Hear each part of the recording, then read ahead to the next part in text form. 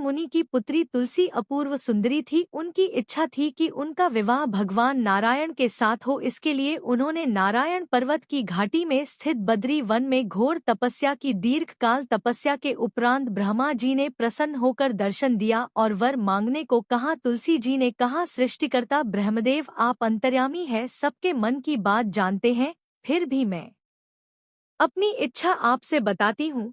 मैं चाहती हूँ कि भगवान श्री नारायण मुझे पति रूप में मिले। ब्रह्मा जी ने कहा, तुम्हारा अभीष्टा अपने पूर्व जन्म में किसी अप के कारण तुम्हें श्राप मिला है। इसी प्रकार भगवान श्री नारायण के एक पार्षद को भी दानव कुल में जन्म लेने का श्राप मिला है। दानव कुल में जन्म लेने के बाद भी उसमें नारायण का अंश विद्यमान रहेगा। इसलिए इस जन्म में पूर्व जन्म के पाप के शमन के लिए संपूर्ण नारायण तो नहीं मिलेंगे, लेकिन नारायण के अंश से युक्त दानव कुल में जन्मे उस श्राप ग्रस्त पार्षद से तुम्हारा विवाह होगा। श्राप मुक्त होने पर भगवान श्री नारायण सदा सर्वदा के लिए तुम्हारे पति हो जाएंगे। तुलसी ने ब्रह्मा के इस वर को स्वीकार किया, क्योंकि मानव कुल में जन्म के कारण उस मायावी भोग को तो भोगना ही था। तुलसी बद्री वन में ही रहने लगी। नारायण का वह पार्षद दानव कुल में जलंधर के नाम से पैदा हुआ था। कुछ दिनों बाद वह भ्रमण करता हुआ बद्री वन में आया। यहाँ तुलसी को देखते ही वह उस पर मंत्र मुग्ध हो गया। तुलसी के सामने उसने अपने विवाह का प्रस्ताव रखा। इतने में ही वहाँ ब्रह्मा जी आ गए और तुलसी से कहा, तुलसी, जलंधर को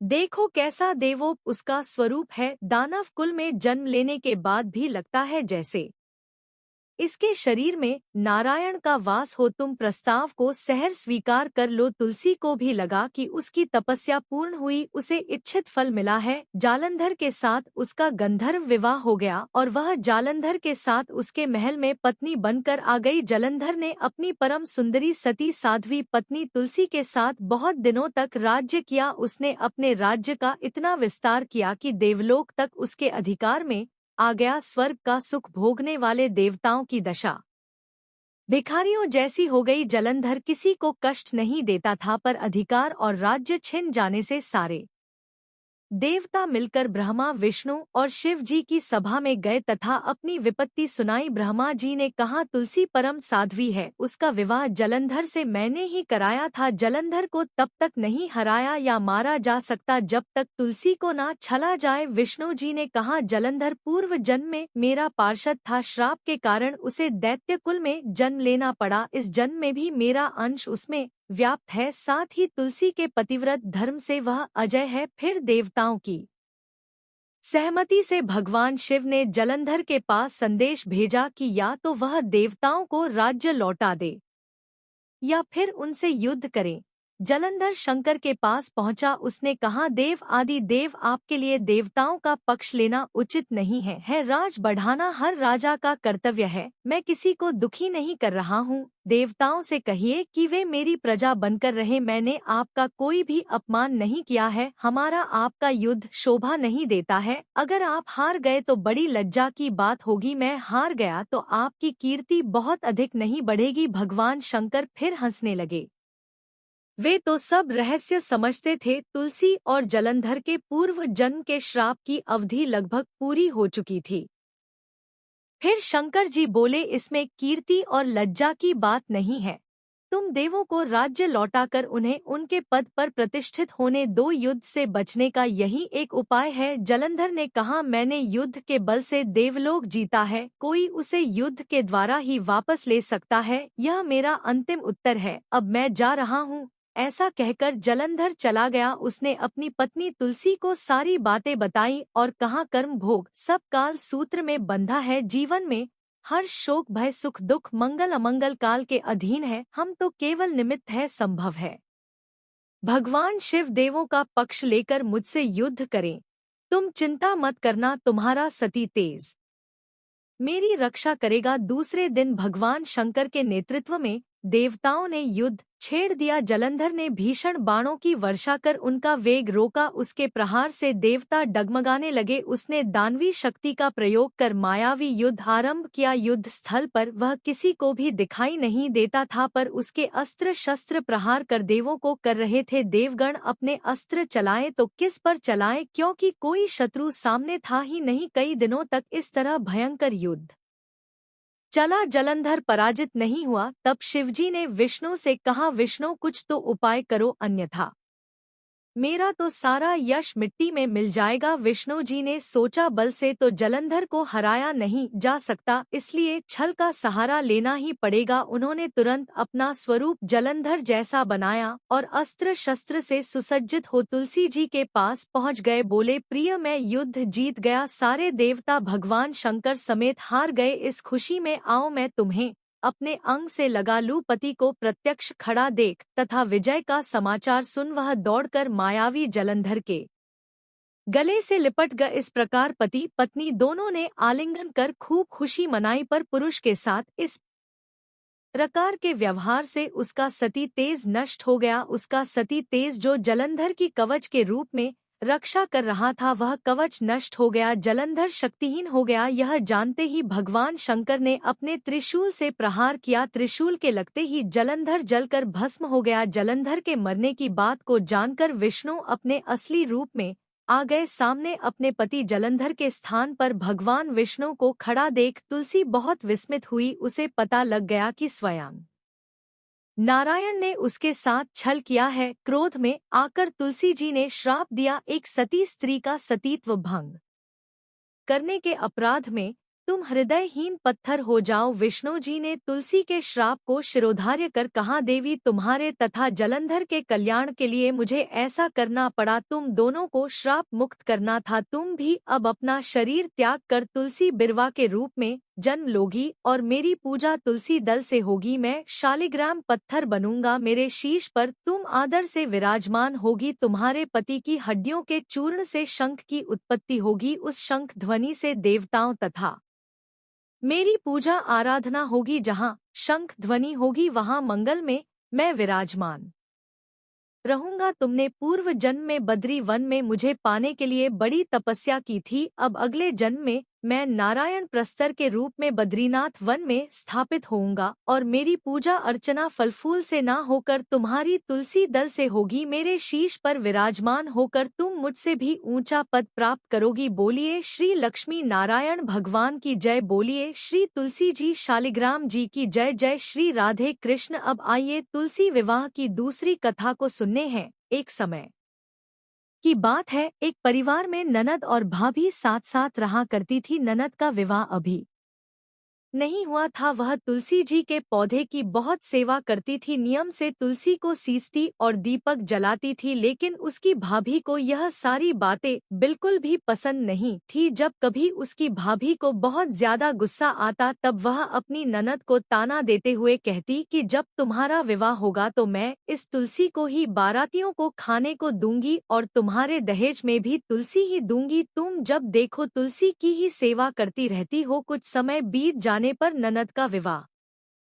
तय हो गया। विवाह के दिन भाभी ने अपने कहे अनुसार बारातियों के सामने तुलसी का वह गमला फोड़ दिया जिसकी सेवा उसकी ननद किया करती थी और तुलसी के पत्ते खाने के लिए कहा। तुलसी जी की कृपा से वह फूटा हुआ गमला कई सारे स्वादिष्ट पकवानों में बदल गया। भाभी ने गहनों के नाम पर तुलसी की मंजरी से बने हुए गहने अपनी ननद को पहना दिए। देखते ही देखते तुलसी जी की मंजरी से बने हुए गहने भी सुंदर सोने जवाहरात में बदल गए। इतना ही नहीं, भाभी ने मारे क्रोध के वस्त्रों के स्थान पर तुलसी का जने रख दिया और वह भी रेशमी और सुंदर वस्त्रों में बदल गया। अब जब ननद अपनी ससुराल में पहुंची तो ससुराल में तो उसके दहेज की बहुत प्रशंसा हुई। यह बात के कानों तक भी पहुंची। उसे बहुत आश्चर्य हुआ। उसने सोचा कि उसने तो ननद के गहने कपड़े और जने तक तुलसी जी के ही रखे थे, तुलसी की मंजरी रखी थी। यह सब जानकर भाभी को बहुत आश्चर्य हुआ। अब उसे तुलसी की पूजा का महत्व समझ में आ गया। उस भाभी की भी एक लड़की थी। वह तब अपनी बेटी से कहने लगी कि बेटी तुम भी तुलसी की सेवा किया करो, तुम्हें भी तुम्हारी बुआ की तरह फल मिलेगा। वह जबरदस्ती अपनी बेटी से तुलसी की सेवा करने को कहा करती, लेकिन लड़की का मन तो तुलसी की सेवा में लगता ही नहीं था। धीरे धीरे समय बीता, भाभी की लड़की बड़ी हो गई। अब उसके विवाह का समय आ गया। तब भाभी सोचने लगी कि जैसा व्यवहार मैंने अपनी ननद के साथ किया था वैसे ही अब मैं अपनी बेटी के साथ भी करूंगी, तो यह भी गहनों से लज जाएगी और बारातियों को भी खाने में तरह तरह के पकवान मिलेंगे और ससुराल में भी इसे बहुत मान सम्मान मिलेगा। यही सोचकर भाभी बारातियों के सामने तुलसी का गमला फोड़ देती है, लेकिन इस बार गमले की मिट्टी मिट्टी ही रहती है, मंजरी और पत्ते भी अपने ही रूप में रहते हैं।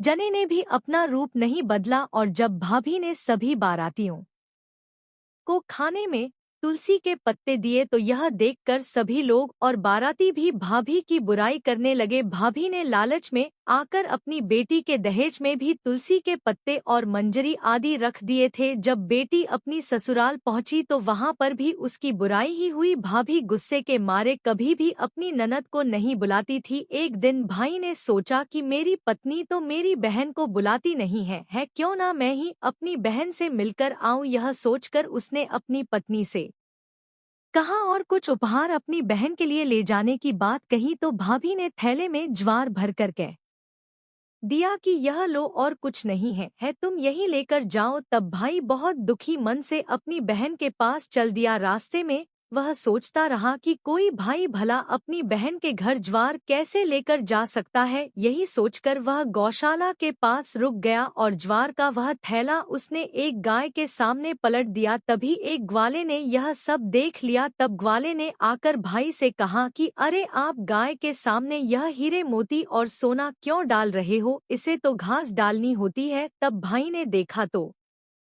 वह हैरान रह गया। फिर भाई ने ग्वाले को सारी बात बताई और धन लेकर खुशी खुशी अपनी बहन के घर चल दिया। दोनों भाई बहन एक दूसरे को देखकर बहुत प्रसन्न हो गए। तब बहन ने तुलसी माता से सच्चे मन से प्रार्थना की कि उसकी भाभी को सद्बुद्धि प्राप्त हो जाए और तुलसी माता की कृपा से उनके घर में सुख समृद्धि और धन के भंडार भर जाए। तब कुछ दिनों के बाद देखते ही देखते भाभी का मन बदल गया और वह अपनी ननद को बहुत मान सम्मान देने लगी और अब वह भी सच्चे मन से तुलसी जी की सेवा करने लगी। तुलसी माता की कृपा से उनके घर में सुख समृद्धि के भंडार भर गए। उनके घर में अब कला क्लेश नहीं होता था और सभी सुख से रहने लगे। प्रेम से बोलिए तुलसी माता की जय। अब आइए तुलसी माता और बुढ़िया माई की कहानी को सुनते हैं। बार एक गांव में एक बुजुर्ग महिला रहा करती थी। वह बहुत ही पूजा पाठ किया करती थी। वह रोज तुलसी माँ की पूजा करती थी और वह बुजुर्ग महिला रोज तुलसी माता से कहती है, तुलसी माँ तू मुझे बहू दे, पीताम्बर की धोती दे, मीठा मठा गास दे, बैकुंठ में वास दे, चटक की चाल दे, पटक की मौत दे, चंदन का काठ दे, रानी सा काज दे, दाल भात का भोजन दे, ग्यारस की मौत दे और कृष्ण जी का कंधा दे। वह बुजुर्ग महिला हर महीने में तुलसी माता की रोज पूजा करती और उनके गमले को रोज सींचती। तुलसी माता बुजुर्ग महिला की बात सुनकर धीरे धीरे सूखने लगी। तभी भगवान श्री कृष्ण जी ने देखा कि तुलसी माता सूख रही है और तभी एक दिन भगवान श्री कृष्ण तुलसी माता जी के पास प्रकट हुए और भगवान श्री कृष्ण जी ने तुलसी माता से पूछा, तुम क्यों सूख रही हो? सभी महिलाएं तुम्हारी पूजा करती हैं और तुमको रोज सींचती हैं, लेकिन फिर भी तुम सूखती जा रही हो, इसका कारण क्या है? जिसके बाद तुलसी माता ने भगवान श्री कृष्ण जी से कहा कि हे प्रभु, एक बुजुर्ग महिला मेरे पास रोज आती है और रोज एक ही बात बोलती है, हे तुलसी माता सबकी दाता, मैं तेरा बिरवा सींचती हूँ, तुम मुझे बह दे, पीताम्बर की धोती दे, मीठा मठा गास दे, बैकुंठ में वास दे, चटक की चाल दे, पटक की मौत दे, चंदन का काट दे, रानी सा राज दे, दाल भात का भोजन दे, ग्यारस की मौत दे और कृष्ण जी का कंधा दे। मैं उस बुजुर्ग महिला की सारी मनोकामनाएं पूरी कर सकती हूँ, लेकिन उसकी एक मनोकामना पूरी नहीं कर सकती। मैं उस बुढ़िया को कृष्ण जी का कंधा कहाँ से दूंगी? भगवान श्री कृष्ण जी तुलसी माता की बात सुनकर जोर जोर से हंसने लगे और फिर भगवान श्री कृष्ण जी ने तुलसी माता जी से कहा कि तुम चिंता मत करो, जब उस बुजुर्ग महिला की मृत्यु होगी तब मौके पर मैं और आप ही कंधा देंगे। सुबह जब वह पूजा करने आए तब आप कह देना कि सब कुछ तुम्हें मिल जाएगा। कुछ दिनों बाद वह वृद्ध महिला ठोकर खाकर राह में गिरकर मर गई। पूरे गांव के सभी लोग आए क्योंकि उस महिला को सभी लोग धर्मात्मा मानते थे। उसको तुलसी जी की डोकरी कहते थे। उसके परिवार में कोई भी नहीं था, इसलिए गांव वालों ने ही उसके अंतिम संस्कार करने की योजना बनाई और उसे नहला कर जब बैकुंठ पर बैठाने के लिए उठाने लगे तो उसका मृत शरीर इतना भारी हो गया था कि उसे कोई उठा नहीं पाया। यह सब देखकर वहां के सभी लोग तरह तरह की बातें करने लगे और कहने लगे कि यह इतना पूजा पाठ करती थी, हर समय माला फेरती थी, इसलिए यह इतनी भारी हो गई है। वहीं पूरे गांव में चर्चा होने लगी कि डोकरी माई कोई भक्ति नहीं करती थी, यह छल कपट करती थी। हम जिसे धर्मात्मा समझते थे वह पापी है जो कि किसी से भी नहीं उठ पा रही है, यह इसके कर्मों की सजा है। इधर भगवान ने सोचा कि मेरे भक्त की निंदा हो रही है, इसलिए भगवान बूढ़े ब्राह्मण का भेष धारण करके वहां पर आए और वहां पर एकत्रित लोगों से पूछने लगे कि यहाँ पर इतनी भीड़ क्यों लगी है। लोग ब्राह्मण बने श्री कृष्ण से कहने लगे कि यह डोकरी माई मर गई है और पाप इतना था कि जिससे यह उठ नहीं पा रही है। सब उठा उठा कर थक गए। तब ब्राह्मण बने भगवान श्री कृष्ण ने कहा कि मुझे एक बार डोकरी के कानों में कुछ कहने दो, फिर वह देखो कैसे उठती है। तो सभी लोग कहने लगे कि आप भी प्रयास करके देख लीजिए। तब भगवान ने उस वृद्ध महिला के कानों में कहा कि हे माई देखो मैं आ गया, और जो डोकरी पूजा करते समय शब्द कहती थी वह शब्द उसके कानों में कहने लगे, तू बिरवा सीस तेरा मैं करूं निस्तार, मेरी डोकरी माई बहू ले, बेटी ले, पोता ले, लड्डू ले, पीताम्बर की धोती ले, गहना ले, घी का घड़ा ले, मीठा मठा खीर और पूड़ी ले, दाल भात का भोजन ले, धन दौलत ले, तुलसी का पत्ता ले, मुंह में गंगा जल ले, 11 का दिन ले, श्री कृष्ण जी का कंधा ले। इतना सुनते ही डोकरी हल्की हो गई। भगवान ने बोला आओ और उसको उठाओ। भगवान ने हाथ लगाया और डोकरी उठ गई। सबको बड़ा ही आश्चर्य हुआ। उसे खूब धूमधाम से ले जाया गया। भगवान उसे अपने कंधे पर ले गए। पूरे गांव में इसकी चर्चा होने लगी, जिससे उसको मुक्ति मिल गई और वह वैकुंठ में चली गई। सभी लोग देखते रह गए। सभी लोगों ने देखा कि शमशान घाट तक तो ब्राह्मण साथ ही आया था, लेकिन अब वह दिखाई नहीं दे रहा है। इससे लोगों को समझ में आ गया कि वह कोई और नहीं, स्वयं भगवान बूढ़े ब्राह्मण के रूप में आए थे। बोलिए श्री राधा कृष्ण भगवान की जय, बोलिए श्री तुलसी शालिग्राम जी की जय। आइए अब बड़ी ही श्रद्धा और प्रसन्न चित्त मन से इस मनोकामना को पूरी करने वाली कथा को सुनते हैं।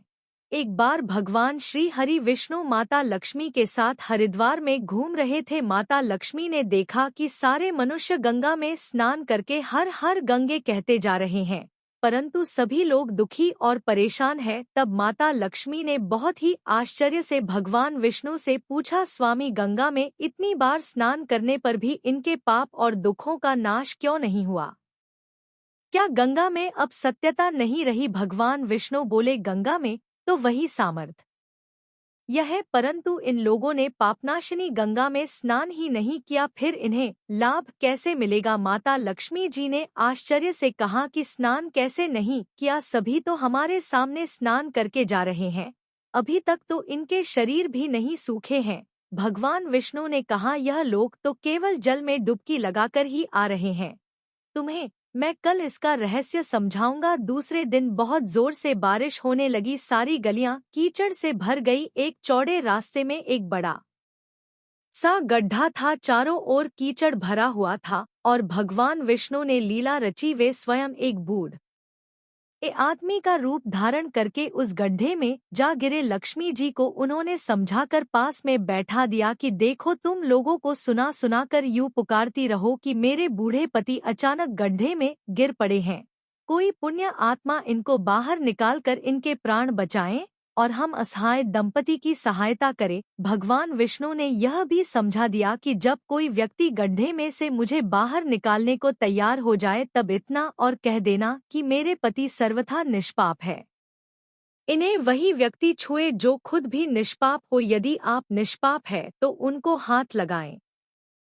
नहीं तो उनको हाथ लगाते ही आप स्वयं भस्म हो जाएंगे। लक्ष्मी जी तथास्तु कहकर गड्ढे के किनारे बैठ गई और आने जाने वालों को सुना सुनाकर भगवान विष्णु की सिखाई हुई बात कहने लगी। गंगा में नहाकर लोगों के झुंड आ रहे हैं और सुंदर युवती को यूं बैठी देखकर कुछ लोगों के मन में पाप आया और कुछ लोगों को धर्म का भय हुआ और कुछ लोग कानून से डरे और कुछ लोगों ने तो लक्ष्मी जी को यह भी कह दिया कि मरने दो इस बुढ़े को, क्यों इसके लिए रोती है। और कुछ दयालु और चरित्रवान पुरुषों ने उस युवती के पति को बाहर निकालना चाहा, परंतु लक्ष्मी जी के वचन सुनकर वे भी रुक गए। उन्होंने सोचा कि हम गंगा में नहाकर आए हैं तो क्या हुआ, पापी तो हैं ही कहीं, हम सहायता करते समय भस्म न हो जाए। उनके पास कई व्यक्ति आए परंतु किसी का साहस नहीं हुआ। सैकड़ों आए और सैकड़ों ने पूछा और चले गए। संध्या का समय हो चला तब भगवान विष्णु ने माता लक्ष्मी से कहा, देखा आया कोई सच्चे मन से गंगा में नहाने वाला। तब थोड़ी देर बाद एक नौजवान युवक हाथ में एक लोटा लिए हुए हर हर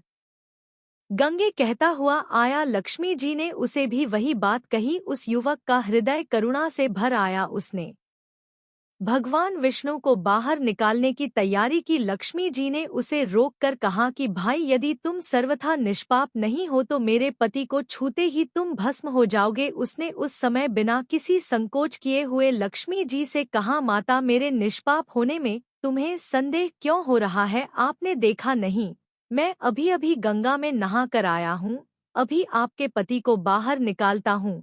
युवक ने लपक कर उस बूढ़े आदमी को ऊपर उठा लिया। भगवान श्री हरि विष्णु और माता लक्ष्मी ने उसे सच्चा भक्त समझकर अपना असली रूप प्रकट कर दर्शन देकर उसका जीवन धन यह किया। भगवान विष्णु ने माता लक्ष्मी से कहा कि इतने सारे लोगों में से केवल इस एक आदमी ने ही गंगा स्नान किया है। इस दृष्टांत के अनुसार जो लोग बिना श्रद्धा और विश्वास के केवल दिखाने के लिए गंगा स्नान करते हैं उन्हें वास्तविक फल प्राप्त नहीं होता, परंतु इसका यह मतलब नहीं है कि गंगा स्नान व्यर्थ जाता है। गंगा स्नान का बहुत पुण्य भी है। गंगा आज भी उतनी ही सामर्थ्यवान है। बोलिए लक्ष्मी नारायण भगवान की जय।